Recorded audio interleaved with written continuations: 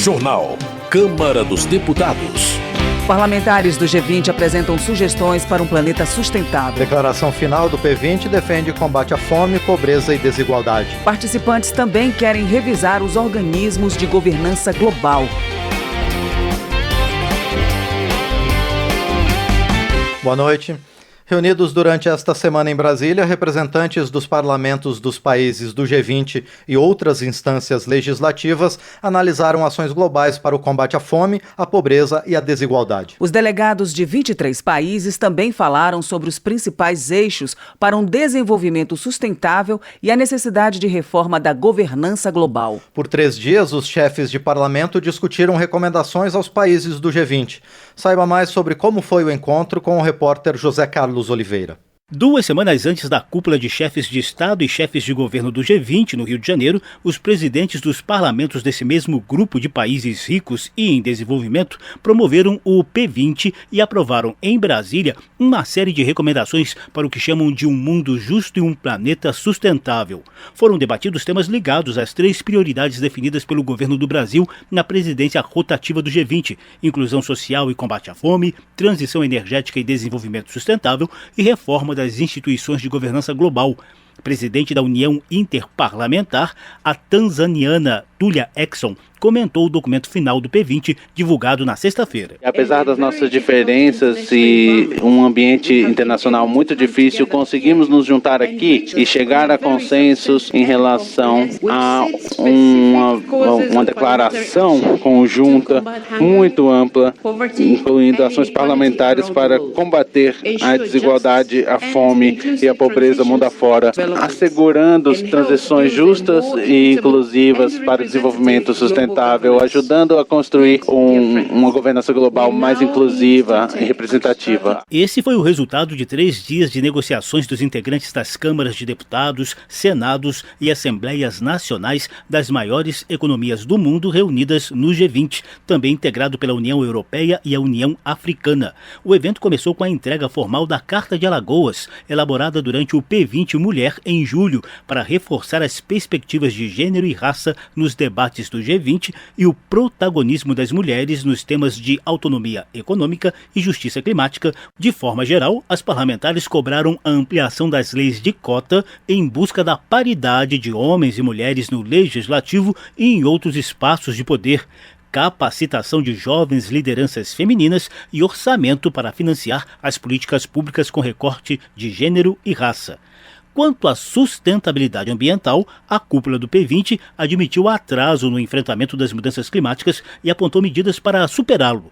Faltando 6 anos para o cumprimento da chamada Agenda 2030, os objetivos do desenvolvimento sustentável estão longe da implementação.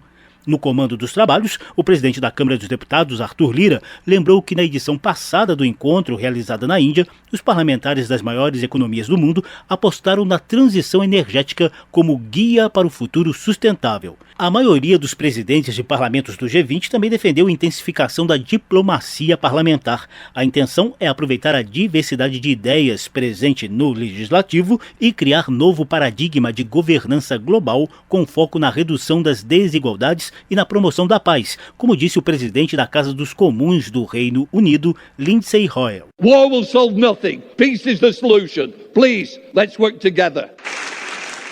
Durante os 3 dias de encontros e negociações em Brasília, o P20 envolveu 344 participantes, sendo 27 parlamentares de 23 países, incluindo 17 do G20. Parlamentares norte-americanos não compareceram devido ao processo eleitoral nos Estados Unidos. Da Rádio Câmara de Brasília, José Carlos Oliveira. Combater a fome e a pobreza depende de decisão política, afirmam parlamentares do G20. A repórter Maria Neves acompanhou as discussões do grupo. Combater a fome no mundo depende de decisão política, defenderam participantes do painel A Contribuição dos Parlamentos no Combate à Fome, à Pobreza e à Desigualdade. O debate ocorreu no 2º dia do P20, a reunião dos presidentes de parlamentos dos países do G20. A presidente do Parlamento do Mercosul, Fabiana Martins, destacou que em 2023 o mundo retrocedeu no combate à insegurança alimentar e a fome voltou aos níveis de 2008. Atualmente, a Organização das Nações Unidas estima que cerca de 800 milhões de pessoas vivam com fome. O aumento, segundo ressaltou Fabiana Martins, tem causas como a pandemia de Covid-19, guerras e a crise climática. Mas, como disse a parlamentar do Mercosul, também resulta de decisões políticas. O mundo produz alimentos suficientes para alimentar toda a população. Em que estamos errando? Ou, no pior dos casos, a quem interessa essa situação? Se não atuarmos para o 2030, mais de 582 milhões de pessoas seguirão cronicamente subalimentadas. A construção de um futuro que possa se concretizar e que não nos encontre dentro de 10 anos, aqui, voltando a falar do mesmo, exige compromisso genuíno com a erradicação da fome. Temos que ter a humildade, como parlamentares, de saber que em 10 anos algo não fizemos bem. A presidente do Parlamento da Indonésia, Puan Maharani, também afirmou que combater a desigualdade e a fome é uma questão de prioridade. Maharani sustentou que se os governos investissem metade dos gastos militares para garantir a segurança alimentar global, o problema estaria resolvido. A parlamentar indonésia afirmou que o gasto militar mundial é de 2 trilhões e 400 bilhões de dólares, cerca de 2,3% do produto interno bruto global. No combate à fome, em compensação, são investidos cerca de 10% desse valor, menos de 224 bilhões de dólares, segundo disse Puan Maharani. It is a matter of political decision. É uma questão de decisão política se nós queremos fazer a guerra ou a paz. É também uma decisão política se nós olhamos para a guerra e compramos armas ou construímos mais hospitais e escolas nos países em desenvolvimento. Da mesma forma, nós parlamentares do G20 temos de abordar a causa da fome e da pobreza. Hoje nós temos todos os recursos, temos o financiamento e a tecnologia para acabar com a pobreza e não deixar ninguém para trás. Mas talvez não tenhamos o compromisso suficiente. Também para a presidente do Parlaméricas, Blanca Margarida Ovelarde Duarte, depende dos parlamentos propor medidas concretas para combater a pobreza e a fome.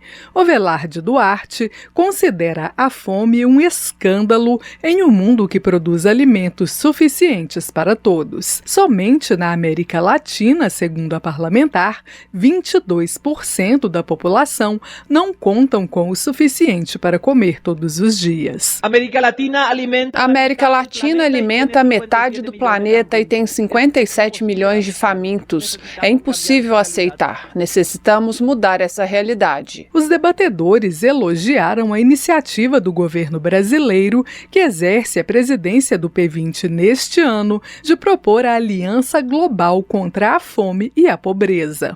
Aprovada em agosto por integrantes do G20, a aliança prevê compromissos dos países para acelerar a meta da Organização das Nações Unidas de erradicar a fome até 2030. O G20 é o grupo que reúne as 19 maiores economias do mundo, mais a União Europeia e a União Africana. Da Rádio Câmara de Brasília, Maria Neves. Parlamentares do G20 apontam medidas para superar o atraso no enfrentamento às mudanças climáticas.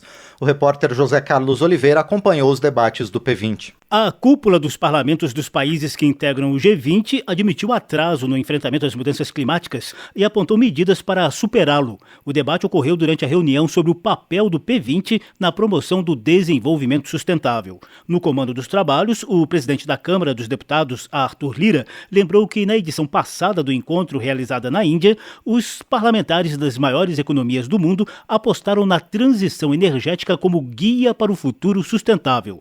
Vice-presidente da Câmara dos Lordes do Reino Unido, Simon Russell, apontou o grande atraso na implementação dos ODS, Objetivos do Desenvolvimento Sustentável, estabelecidos em 2015 pela ONU. Faltando 6 anos para o cumprimento das metas, em 2030, ele lembrou que 712 mil pessoas ainda vivem em extrema pobreza e sofrem os maiores impactos do aquecimento global. Também citou estimativas de que as mudanças climáticas e a perda de biodiversidade vão aumentar os preços dos alimentos em 20% para a população de baixa renda. Russell reafirmou o apoio do Reino Unido na busca de soluções efetivas. Isso é uma emergência global. Queremos aumentar a escala e a transição energética com objetivos de finanças de clima e reforma do sistema financeiro internacional. Vice-presidente do Parlamento dos Emirados Árabes Unidos, Tariq Attayer, pediu urgência para a paz e citou previsões de 2 bilhões de refugiados climáticos e custos de 23 trilhões de dólares com adaptação e mitigação do aquecimento global. A presidente do Parlamento de Angola, Carolina Cerqueira, sintetizou a situação de grande parte dos países africanos na busca do desenvolvimento sustentável.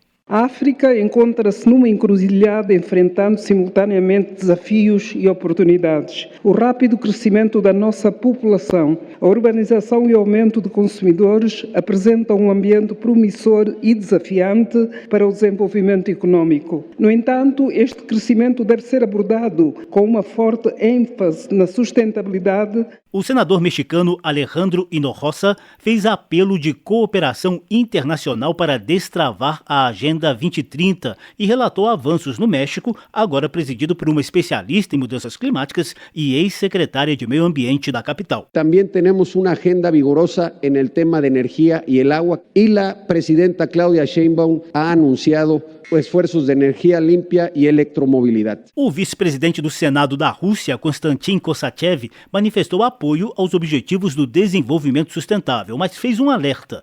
Não se pode usar a agenda climática para eliminar os países em desenvolvimento das competições do mercado econômico global.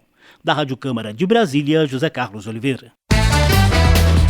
Parlamentos são cruciais para a reforma da ordem global, sustentam parlamentares do P20. A repórter Maria Neves acompanhou a discussão que encerrou o encontro dos chefes de parlamentos do G20. No último debate do P20 em Brasília sobre governança global, os participantes ressaltaram a importância dos parlamentos na reformulação de organismos internacionais, como a Organização das Nações Unidas, o Fundo Monetário Internacional e o Banco Mundial.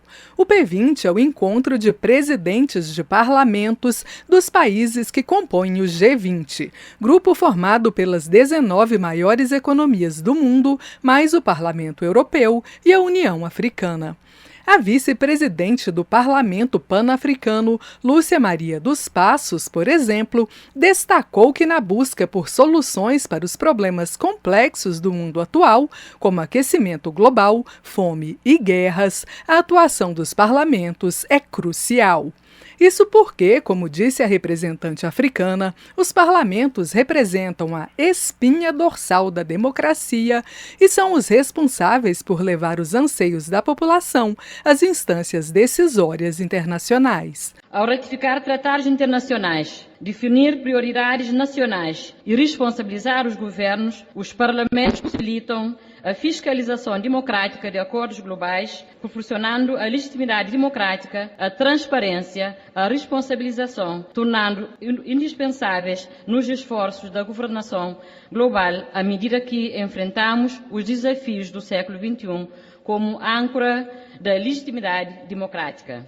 Na opinião dos parlamentares do P20, as estruturas atuais de governança global não conseguem mais encontrar soluções para os desafios da atualidade.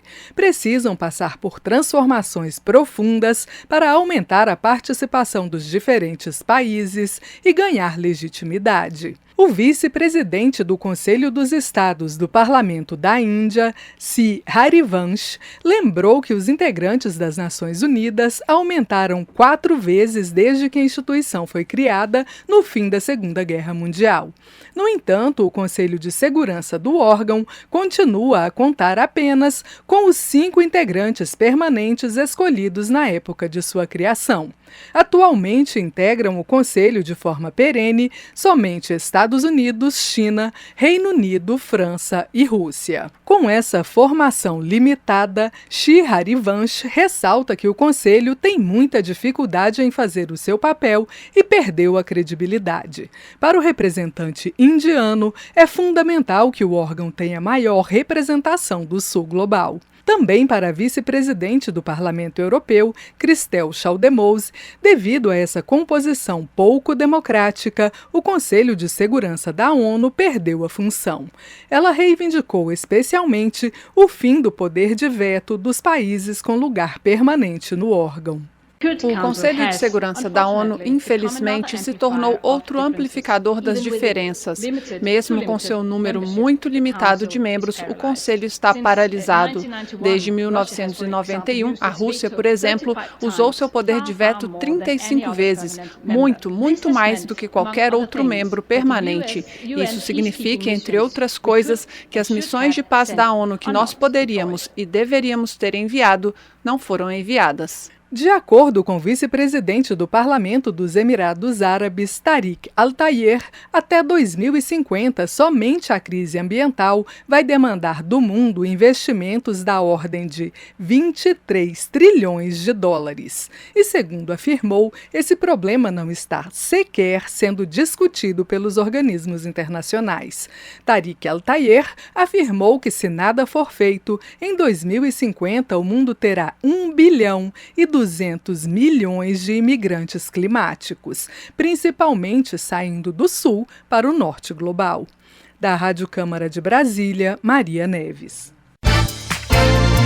Cúpula do P20 é encerrada com declaração conjunta dos países. Saiba os pontos comuns com a repórter Silvia Munhato. Os representantes de parlamentos dos países que participam do G20, o P20, reunidos no Congresso Nacional em Brasília, encerraram o encontro com a apresentação de uma declaração conjunta, em que ressaltam o combate à fome, à pobreza e à desigualdade, as 3 dimensões do desenvolvimento sustentável, econômica, social e ambiental, e a reforma da governança global. A 10ª cúpula do P20 reuniu 344 participantes de 23 países. O presidente da Câmara, deputado Arthur Lira, informou que não houve consenso sobre uma menção na declaração conjunta relativa aos conflitos entre Ucrânia e Rússia e no Oriente Médio, mas reafirmou sua posição inicial de que é preciso que os países se comprometam com a busca da paz e a proteção de civis inocentes.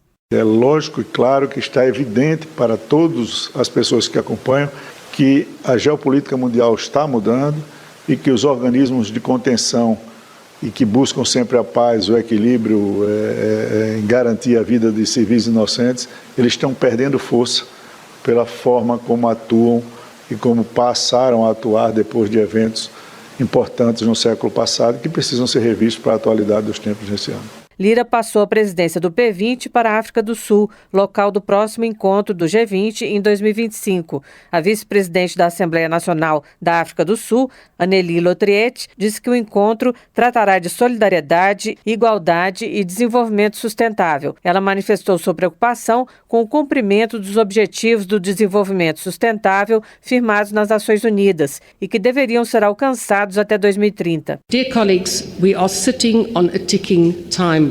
A cúpula do P20 de 2025 servirá como uma plataforma central para os parlamentares refletirem sobre essas questões globais críticas a partir de uma perspectiva parlamentar. É nosso desejo promover um discurso profundo sobre o papel que os nossos órgãos legislativos podem e devem desempenhar para garantir a adesão ao multilateralismo, contribuindo para uma reforma da governança global justa e inclusiva, promovendo a paz através do diálogo e impulsionando o progresso no sentido dos ODS, evitando ao mesmo tempo uma crise climática. Na declaração conjunta, que não foi aceita apenas pela delegação da Argentina, os parlamentos pedem mais atenção às economias verde e de cuidados e defendem medidas para facilitar a migração e a mobilidade de pessoas de forma ordenada, segura, legal e responsável. Também pedem que os países desenvolvidos cumpram integralmente seus compromissos de financiamento climático para apoiar os países em desenvolvimento, inclusive por meio da rápida implantação de um fundo de perdas e danos. Da Rádio Câmara de Brasília, Silvia Minhato. Termina aqui o Jornal Câmara dos Deputados, com trabalhos técnicos de Everson Urani e apresentação de Márcio Aquiles Sardi e Val Monteiro. A Voz do Brasil volta na próxima segunda-feira. Boa noite e bom final de semana. Você ouviu A Voz do Brasil. Boa noite.